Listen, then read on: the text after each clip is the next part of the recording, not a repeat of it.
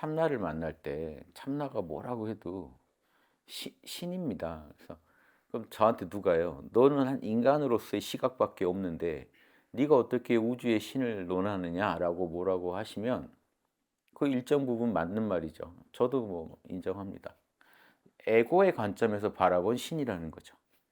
이 전제 속에서 우리는 얘기하는 겁니다, 항상. 신의 속성을 얘기하잖아요.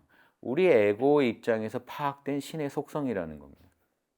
그 전제는 항상 깔고 얘기하는 거예요. 그리고 또 하나 제가 얘기해 드리고 싶은 거는 일단 에고 인간 그리고 인간의 에고의 그 한계 속에서 바라본 신성이랍니다. 신은 무한한데 에고가 지금 이렇다 저렇다 얘기한다는 것 자체가 이미 그런 걸 제약을 전제한 얘기다. 첫째. 두 번째. 그리고 이 점을 또 잊지 않으면 안 되는 게 제가 말하는 제가 당당하게 신입니다라고 말할 수 있는 근거는 제가 이런 걸 논하기 이전에 선배들, 성자들이 신이라고 했다는 거에서 이렇게 얘기해도 돼요. "네가 우주의 신을 어떻게 알아? 어 유한한 에고 속에서 바라본 무한한 신이야."라고 말할 수도 있지만요. 동시에 또 이런 관점에서 유한한 인간이 무한한 신을 바라봤던 사람들 중에 가장 레전드들 우리가 인정할 만한 성인들이 철학자들이 바라봤던 그 신이란 건 알겠다는 거예요. 나도 인간이고 철학자도. 예수님도 인간의 아들이라고 그랬어요. 인간의 관점에서 얘기했단 말이에요. 그래서 인간의 시각에서 봤을 때 신이라고 불렀다는 거예요, 예전에 성인들이. 그래서 우리에게 신을 가르쳐 준 사람들이 신이라고 불렀던 게 뭔지는 안다는 거예요. 자명하죠. 이런 자명함을 평소에 이 사고로 확보해 놓지 않으시면요. 한 방에 나가 떨어집니다. 그러니까 귀한 걸 체험해 놓고도 설명을 못 해서 나가 떨어집니다. 정확한 개념을 잡고 계셔야 돼요. 즉 항상 자명은요. 체험과 이것도 정확한 체험이야겠죠. 오류가 착각이 아닌 정확한 자명한 체험과 자명한 개념의 만남입니다. 그래서 체험할 거 체험해야 되고 체험한 거를 말로 설명할 수 있어야 됩니다. 설명을 못 하잖아요. 에고가 설명을 못 하면 꽝인 겁니다. 왜냐? 그건 도가 밝혀진 게 아니에요. 우리가 참나는 완벽해요. 도를 밝힌다고 하잖아요. 그러면 누가 밝혀요? 에고가 밝히는 거예요. 밝혔다는 건요. 설명할 수 있다는 것과 할 수 있다는 겁니다. 구현할 수 있다. 두 가지예요. 설명할 수 있다와 구현할 수 있다. 이게 아니면 안 게 아니고 이 제대로 실천에 옮길 수도 없는 거예요. 따라서 그럼 도가 밝혀진 게 아닙니다, 애초에. 신은 원래 신이에요. 내가 신을 설명할 수 없고 신의 뜻을 구현할 수가 없기 때문에 나랑 상관이 없는 존재인 거죠. 근데 그 완벽한 신을 내가 설명할 수 있게 되고 구현할 수 있게 됐다는 게 무지와 아집이 떨어져 나가고 지혜와 자비, 지혜와 이 실천력이 이 원만해지고 있다는 거죠. 이게 공부지. 공부해 가지고 설명 못 한다. 공부 헛한 겁니다. 구현을 못 해낸다. 공부 헛한 겁니다. 어느 법회에 가서 뭐 의식을 치르면 뭐 어마어마한 몇백 겁의 카르마가 떨어진다. 근데 갔다 온 뒤로 진리 한 구절이라도 설명을 더 잘하게 됐는가? 저는 그거 보시라는 거예요. 실천 못 하던 거 하나라도 실천할 수 있게 됐는가? 근데 그런 게 하나도 안 바뀌었다. 그럼 기분 내고 오신 거죠. 뭔가 좋은 영향은 있었으리라는 거밖에 서로 더 이상 공감할 게 없어요. 뭐 좋은 일이 있겠지. 그래도 그 돈 썼는데. 그 시간과 정력 썼는데 그렇겠지. 이런 거죠. 있겠죠, 실제로는. 근데 제가 얘기한 건 그런 게 누적돼서 결국은 이런 거예요. 양질 전환이라고요. 공덕의 양이 쌓여서 질적으로 바뀔 때 어떤 게 질적으로 바뀐 걸까요? 공덕이 선을 넘어서 우리 삶을 바꿀 때. 이거예요. 모르던 걸 알게 해 주고 안 되던 거를 되게 할 수 있게 해 줘요. 이 효과가 안 났다는 건요. 뭔지 모르게 막연히 포인트 쌓고 있는 거랑 똑같아요. 그런데 이쪽 가게에서 계속 포인트는 쌓아 주는데 어디다 언제 써야 되는지 어디다 써야 되는지 설명 없는 그래서 포인트만 계속 쌓고 있는 경우.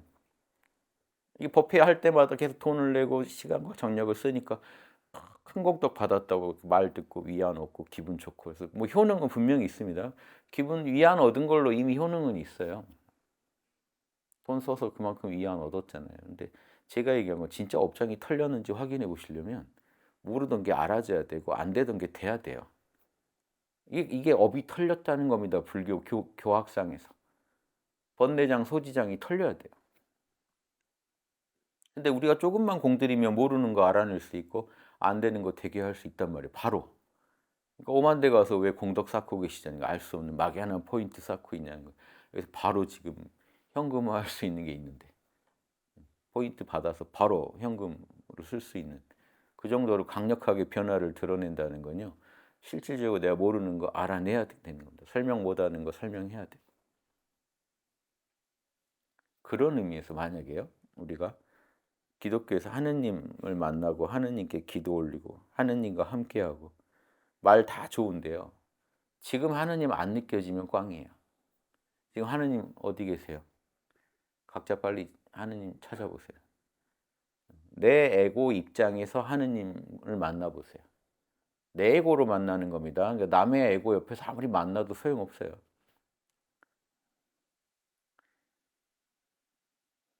내가 만나야지. 그래서 자, 우리가 정신을 살짝 들이쉬고 내쉬고 눈만 똑바로 떠도요, 내 안에서 순수하게 알아차리고 있는 1인칭 의식이 느껴지시면 하느님 만난 겁니다. 이 얘기를 제가 끝없이 드리는데 한번 또 드리는 거예요. 거기가 하느님이라는 걸 제발 자각해 주세요. 설명을 못하면 꽝입니다. 체험을 했는데 설명을 못해요. 지금 만난 자리가 모든 성인들이 하느님이라고 말했던 자리예요. 저는 모르겠어요, 하느님인지. 아무튼 그 자리가 그분들이 말했던 하느님 자리란 건 확실해요. 수많은 체험과 그 증거가 있기 때문에. 다른 설명이 불가능해요. 그 자리밖에 불가능해요. I am이라는 의식이 그 자리 말고 어디 있습니까? 상라가정의 영원하고 지복이고 청정한 의식이라는 게 어디 있어요, 거기 말고. 한 생각만 일어나도 오염되는데, 한 생각도 일어나기 전에 그 순수 의식 자체를 지금 만나셨다면 하느님을 만난 거죠. 그럼 제발 인욕하세요. 인정하세요. 하느님이라는 거, 이게 진짜 이 자리가 이런 거예요. 이 자리가 진짜 우주를 경영한다고 못 믿겠다. 그것도 괜찮아요. 거기까지 믿으라는 게 아니에요. 근데 이 자리가 모든 성인들이 말했던 하느님이라는 자리다는 거는 인정하시라는 거예요. 그 책 보면 바로 아니까. 거기 나온 설명과 내 체험과 맞춰보면 바로 알잖아요. 온 우주를 굴리는 주인공 자리라는 게 맞는지 아닌지 스님들 글 보면 바로 알잖아요. 부모 미생전, 한 생각 일어나기 전, 부모가 낳은 내 생각, 마음과 이 육신, 그 너머에 그 자리, 거기가 온 우주를 굴리는 주인공 자리다 그러면 여기가 우주 굴리는 자리라는 거잖아요. 그러니까 나는 체험은 했어요. 나는 이렇게 설명 못 하겠는데 이건 괜찮아요. 일단 체험은 했잖아요. 내가 아직 털어야 할 무지가 많아서 이 설명은 바로 안 나와요. 다만 이 자리가 맞는데 라고까지는 설명할 수 있잖아요. 그게 귀한 겁니다. 그래서 그 자리를 만나시면 거기 아버지 자리, 여러분. 아버지 만났는데 감동 없어요? 어머니라고 생각해 보세요. 어머니 자리죠, 아버지 자리잖아요.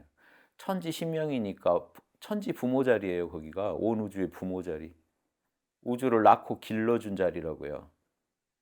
아빠, 엄마 자리라고요. 만날 때마다 감동적이어야 돼요. 실제로. 막 억지 감동 짜내란 건 아니고요. 내가 그렇게 안 바라보니까 그런 감동이 안 일어나는 거예요. 만났는데도. 아니 부모 만나봐요. 부모인지 모르면 감동 없죠. 그러니까 내가 네 애비다 이런 영화 대사가 유명해. 만나도 그 전에 만났죠. 계속 싸웠죠. 만나서.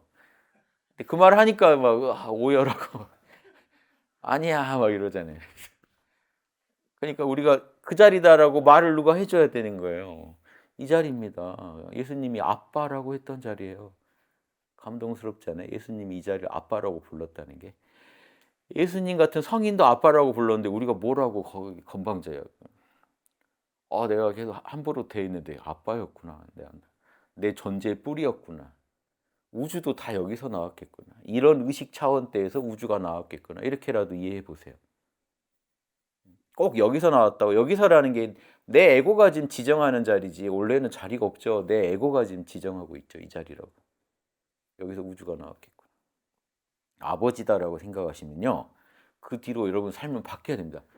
이상가족 상봉에서도 가족 만난 뒤에는 가족 만나기 전 삶과 달라야죠.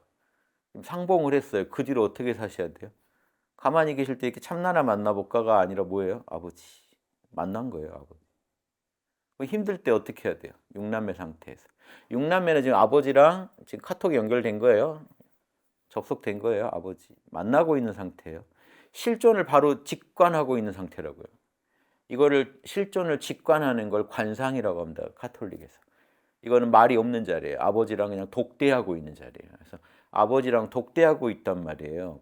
모든 가톨릭 수행자들, 사막의 교부들 최고로 치는 게 아버지 독대하는 겁니다.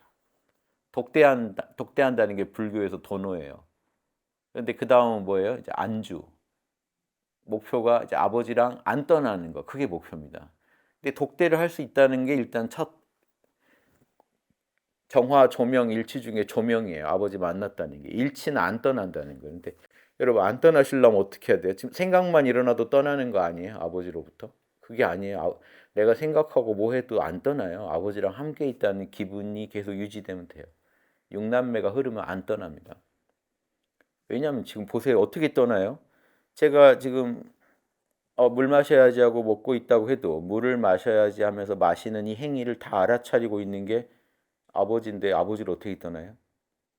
아버지가 지금 생생하게 모든 걸 지켜보고 계신데 그리고 나는 이 자리가 아버지란 걸 알았는데 무슨 수로 떠나죠? 아버지를? 떠나실 수 있는 분이 있을까요? 아버지로부터? 보고 듣고 울고 웃고 다 아버지 자리에 그 알아차리는 인식 능력 때문에 내가 물 먹는다, 내가 뭐 한다 이렇게 말하고 있을 뿐이지 이 모든 걸 알아차리는 의식이 아버지라고 알고 나면요 못 떠나요. 어떻게 떠나요 지금? 나 떠날 거야라는 말도 아버지 앞에서 하고 있어 지금. 지금 알아차리고 한번 그렇게 살아보시라는 거예요. 자, 지금도 살짝 정신 차리고 사시면 내 의식의 중심, 내 영혼의 핵인데 어떻게 떠나요? 생각, 감정, 오감이 오히려 떠나면 떠났지 내가 어떻게 떠나요? 그러니까 아버지를 떠나야지 하는 그 생각은 곧 사라지고 없습니다. 떠나고 맙니다만 일체를 알아차린 의식은 떠난 적이 없어요. 항상 여기 있었지. 10,000번 오고 가도 그 자리는 불변입니다. 천부경처럼. 아버지. 빨리 순종하시고 아버지. 힘든 일 있으면 아버지한테 얘기하세요. 육남매 안에서. 이런 게 힘들고요. 이런 게 힘들어요. 말 안 해도 아시는데 왜 얘기해요? 너 이해한대라고 해요. 참나가 뭐 변할 게 없어요. 에고가 그 말을 함으로써 이해를 얻는 거예요. 아버지한테. 왜 우리가 가족한테 미주알, 고주알 얘기하고 있어요? 뭐 모를까 봐도 있죠. 근데 아버지는 그래도 아실 텐데 왜 해야 되나? 하는 행위로 우리가 위로받아요. 말하면서 위로받아요. 아버지한테 말했다는 걸로 위로받아요. 그래서 에고는 해야 돼요. 안 해도 되는 경지 되시기 전에는 하세요. 에고가 힘드니까 하라고 하지 뭐 에고가 안 힘들면 뭐 하라 합니까?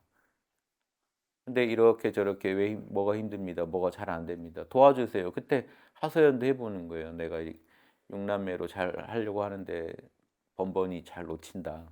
도와달라.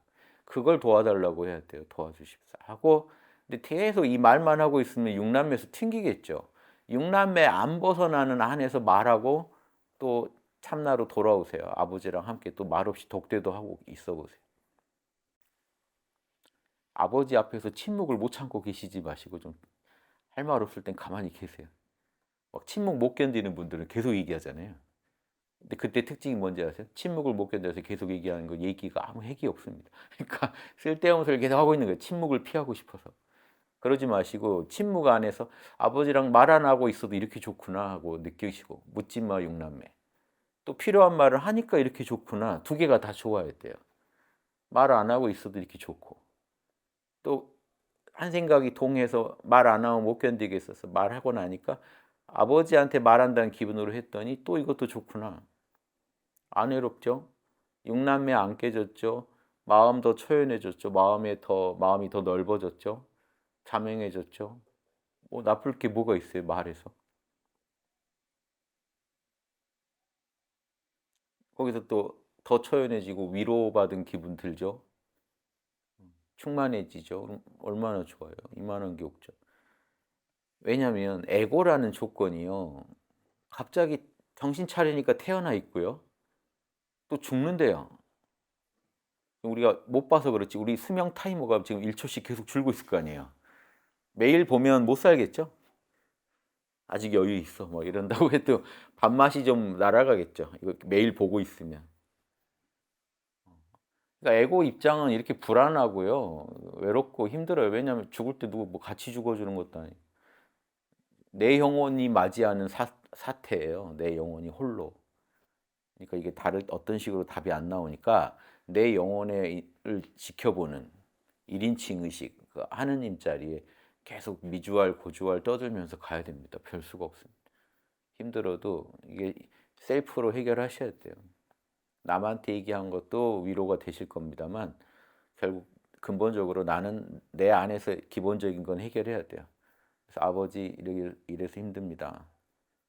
도와주십시오. 힘을 주십시오. 하고 또 친목 안에서 묻지마 육남매 안에서 아버지의 현정과 함께하는 기쁨 누리고 또 아버지랑 이제 뭔 일이 생기고 생각해야 되고 고민해야 될 게 있으면 어떻게 고민하시면 돼요? 우리 배우셨잖아요. 양심 성찰을 하시면 그게 아버지 앞에서 내가 애고가 할 수 있는 가장 자명한 생각들이에요. 아버지한테 자명한 걸 바쳐야죠. 아버지 앞에서 막 헛생각하는 거 보여줄 필요 없잖아요. 그럼 어떻게 해요? 아버지와 함께 하는 거예요. 아버지랑 일단 만났잖아요. 마음 챙김을 통해 아버지를 만났으면 묻지마 육남매로 만났으면 따지는 육남매로 아버지 앞에서 아버지 보는 데서 함께 따져보는 거예요. 처연한가? 충만한가? 내 기분을 하나씩 따져보니까 내 기분이 지금 육남매가 돌아가고 있어요. 근데 이거 다 해서 양심 성찰 중에 깨어있는가 밖에 안 된다는 거 아시죠? 그 다음 뭘 물어봐야 돼요? 내가 사랑의 측면에서 남의 입장을 배려했나? 내가 남에게 부당한 짓 하는 건 아닌가? 무례하진 않았나? 혹시 뭐 수용 못한 건 없나 내가? 이런 거 따져보시고 내 생각이 이 과정 전체를 걸쳐 점점 더 자명해지는가 아니면 찜찜한 구석이 커지는가 쭉 지켜보시면서 아버지와 함께 일 처리를 해나가는 겁니다. 자명한 건 하고 찜찜한 건 하지 말자. 아버지와 함께. 그럼 이 삶 전체가 아버지와 함께죠. 그리고 생사 자체도 어차피 나는 내가 태어나기 전에 기억이 없고 또 이 죽게 된 상황에서 다른 대책이 없고 죽은 뒤에 어디 가는지도 모르는 한에 이 모든 걸 넘어서 알아차리고 있는 신에게 아버지께 의지하지 않고 어떻게 가요? 아버지는 알고 있지 나는 모른단 말이에요. 에고는 답을 몰라요. 아버지는 알고 있을 거 아니에요. 그래서 아버지한테 태어나고 죽음을 맡겨야 돼요. 그래야 에고가 활발하게 육남매 속에서 유쾌하게 삶을 꾸릴 수가 있습니다. 아버지한테 맡기지 못하면 이 엄청난 짐을 에고가 지고 있으면 예수님이 왜 수고로운 자들하고 오라고 했겠어요? 저 안 수고로운데요? 막 이럴 수도 있잖아요. 근데 왜 근본적으로 수고롭다고 단정하고 계시죠? 예수님은? 왜 부처님은 너가 괴로울 거라고 단정하고 계실까요? 참나를 못 만나는 한에는 괴로울 거라는 겁니다. 아버지를 못 만나는 한에는 수고로울 수밖에 없어요. 그래서 아버지 못 만난 자들아, 깨어나지 못한 자들아 와라예요. 나한테 좀 맡겨라 짐을. 아버지만이 들어주실 수 있는데 아버지랑 연결되어 있는 사람한테는 아버지한테 맡겨라 그렇게 얘기하겠죠. 근데 그것도 못 느끼니까 나한테 맡기라고 하는 거야. 나한테 눈에 보이는 나한테라도 좀 맡긴다고 생각해라. 맡기고 좀 쉬어라 아버지 안에서. 아버지가 주시는 평안 좀 맛봐라 이겁니다. 그 평안이 육남매예요. 그래서 여러분 지금 바로 참나를 만났다는 증거, 하느님 만났다는 증거가 하느님을 만난 게 맞다면 평안이 와야 돼요. 그리고 더 자명해지셔야 돼요. 왜냐하면 아버지 안에서 우리가 진리를 알아볼 수 있는 눈이 생기기 때문에 자명해져야 되고 평안이 와야 돼요. 예수님이 얘기하는 대로만 말하더라도. 또 바울이 말한 것까지 합치면 기쁘고 화평해야 돼요. 그 안에서. 성령의 열매니까 그게.